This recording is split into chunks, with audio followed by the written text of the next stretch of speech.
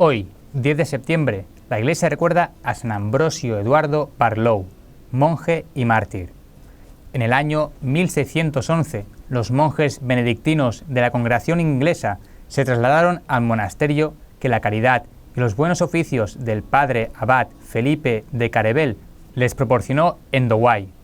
3 años después, llegó a ofrecerse en aquel monasterio como novicio un joven clérigo que ya había sufrido una larga temporada de cárcel en Londres por causa de la fe.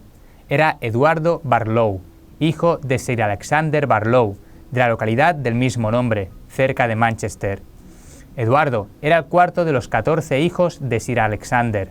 Vino al mundo en 1585 y al término de sus estudios eclesiásticos en el extranjero, pasó un año en su casa e ingresó en el convento de San Gregorio, donde su hermano, don Rudesindo, era prior, y recibió los hábitos tomando el nombre de Ambrosio.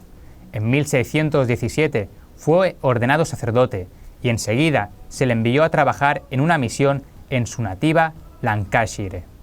El principal centro de actividad del padre Ambrosio se halla en la parroquia de Lane, donde se venera grandemente su memoria hasta hoy entre los católicos del condado por su gran celo en la conversión de las almas y piedad ejemplar de su vida y de sus hechos.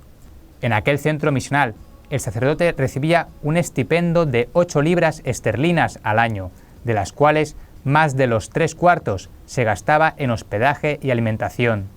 Uno de sus penitentes dijo sobre él: a pesar de que Dios le dio los medios suficientes para vivir cómodamente, eligió ser el huésped en la pobre vivienda de un matrimonio de modesta condición, para evitar con ello, según me parece, otras distracciones, solicitudes y peligrosas atracciones sensuales que necesariamente quedaban eliminadas por la sencillez y austeridad en la vida diaria de los pobres. No obstante de sus enfermedades, nunca lo vi tratar con médicos y él mismo se diagnosticaba y se recetaba su dieta y el reposo. Tal vez gracias a eso estuvo siempre bien y contento. Era tan entretenido, ingenioso y alegre en sus conversaciones que, entre todos los hombres que he conocido, él representaba, en mi opinión, el auténtico espíritu de Sir Thomas More. Tampoco lo vi nunca irritarse en las ocasiones en que los otros le hicieron daño, le insultaron o le amenazaron, lo que sucedía con frecuencia. Antes bien, como si fuera insensible al daño o estuviese libre de cólera, divertía a sus enemigos con una broma ingeniosa o los saludaba al pasar, con una inclinación de cabeza y una sonrisa. El escritor hace un relato conmovedor sobre la misa que celebró el padre Ambrosio en la noche de Navidad, ataviado con una venerable vestimenta que usaba en los días más señalados, sobre un altar pobre y limpio en el que ardían algunos cirios deformes que él mismo había fabricado. Y después de la misa se cantaron villancicos en torno a un buen fuego. Por su parte, el obispo Challoner hace un relato similar sobre el carácter y la obra del padre Ambrosio y subraya su piedad, su humildad y su temperancia en la mesa y en la compañía. Dice de él: siempre se abstuvo del vino y al preguntársele por qué lo hacía, daba su respuesta con este proverbio: el vino y las mujeres hacen caer al más virtuoso.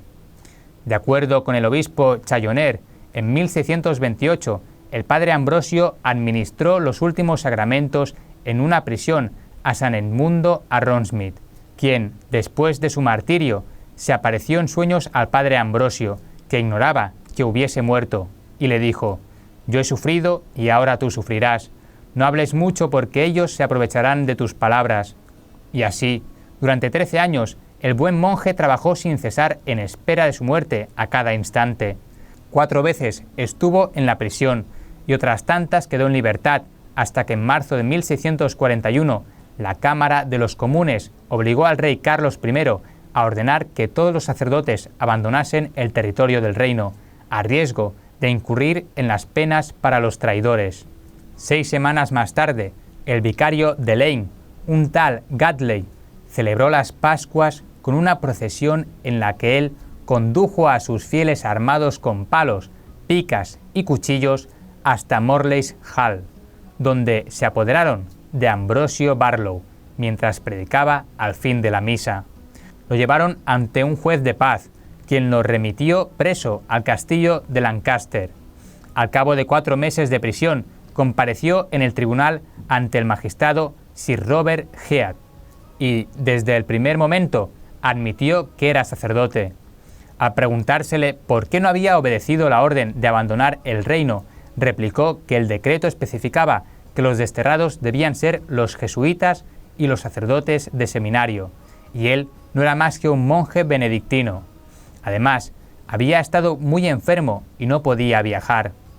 Como el juez quisiera saber su opinión sobre las leyes penales, repuso el monje que las consideraba bárbaras e injustas, y agregó que todos aquellos que condenaban al inocente corrían el riesgo de ser juzgados por Dios. El magistrado se manifestó sorprendido por la osadía del reo y le prometió dejarlo en libertad si él se comprometía a su vez a no seducir a la gente.